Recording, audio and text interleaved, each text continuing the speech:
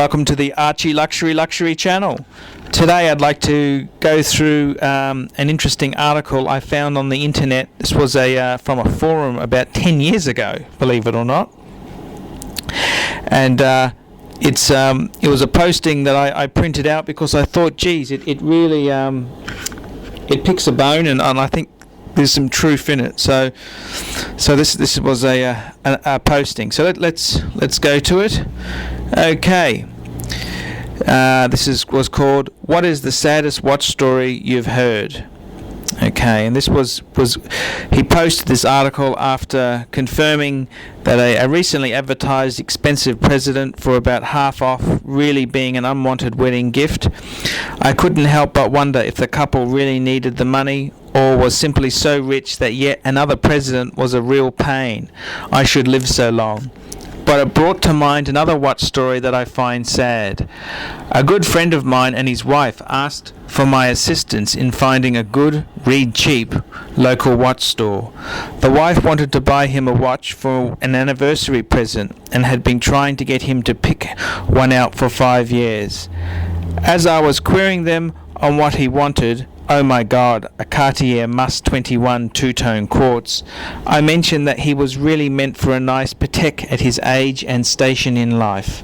Sorry folks, he knows I love Rolex, but no way would he do the wild thing Rolex style. He then mentioned to me that he already had a Patek. It was given to him by his in-laws on the couple's wedding day. It had been in a safe deposit box these past, somewhere between 25 and 50 years. After I picked my jaw off the floor, I asked him why in the world didn't he wear it. Oh, I wouldn't have felt comfortable wearing it, what with Pateks being so expensive and all.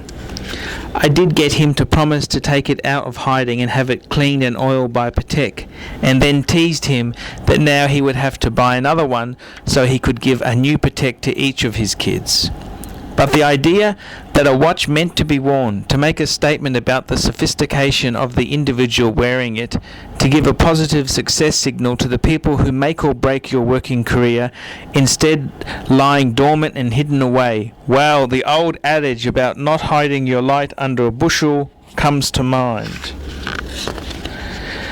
Obviously, his in-laws knew which signals he should be sending when they gave him that watch, and while he had a good career, how much better might it have been had he sported the secret signal to those in the know that he knew he was one of them.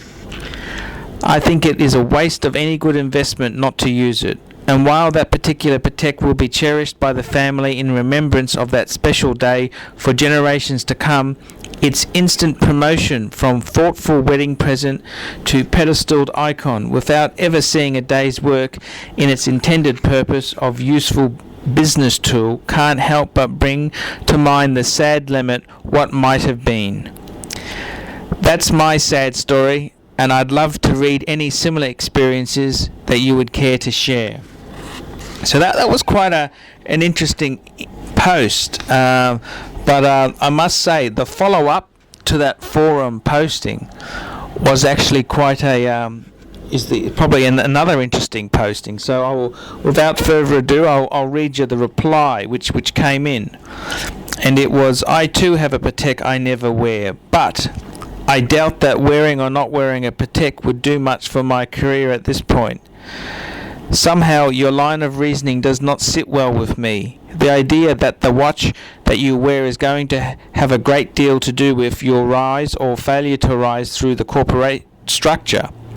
I have worked for some large corporations as a contractor on computer projects, and I think that I can recognize the type that makes it to the top. The three factors that I have identified and have little to do with dress or the brand of accessories one wears are: number 1, energy level and dedication. The top echelon in most US corporations work 18 hours a day, 7 days per week. There is no activity in their daily life that is not business related. They play with their children while conducting business on the phone. They plot and plan while sitting on the can. If an activity doesn't make them money or advance their agenda, they avoid that activity. Number 2, they are monomaniacs. They are very fierce in attaining goals and will let absolutely nothing stand in their way. Ethics to them is like insurance to others, a way of preventing future loss and changeable to suit the situation. They are capable of making cost trade-off decisions disparately. We save $2 million on the new plant, but we know that in the next 20 years, plant accidents will kill 3.4 people. Do it. And number 3, they cultivate people in the way that a farmer cultivates wheat or raises hogs. When the time comes, whammy, they are immune to stress and worry. They care only for themselves and spend every waking moment ensuring that they are cared for. Me, I just want to go through life floating, buying, selling and enjoying the fruits of my profit, like a monkey pulling bananas off trees.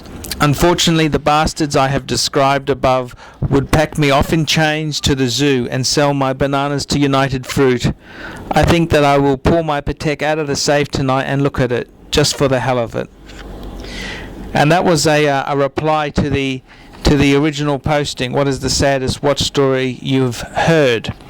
And I've got to say, yes, I tend to think, although I love Pateks and I love fine things, I've got to say it probably doesn't have much influence on your career. It would be good if it did.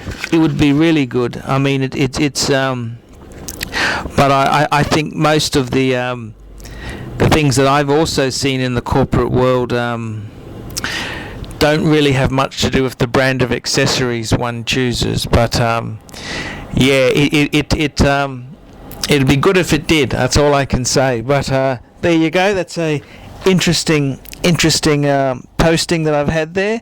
Let me know your opinion. What do you think? What's the saddest watch story you've heard? Thanks very much, and please continue to watch my videos. Bye.